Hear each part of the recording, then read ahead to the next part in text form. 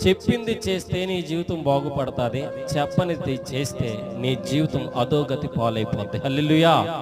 తర్వాత లబోదిబోమని గుండెలు బాదుకుని ఏడవటమే తక్కువ తప్ప ఇక నీ జీవితానికి అర్థం అనేది ఉండదు. హల్లెలూయా. మరి నాడు నేటి క్రైస్తవ్యంలో నీవు నేను దేవుడు చెప్పింది చేస్తున్నామా, దేవుడు చెప్పనిది చేస్తున్నామా?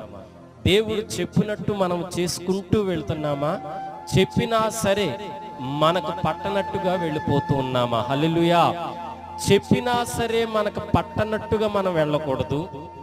చెప్పితే చెప్పింది చెప్పినట్టుగా చేసుకుంటూ వెళ్ళాలి. దేవుడి యొక్క ఉద్దేశమునకు తగినట్టుగా జీవించాలి. హల్లెలూయా.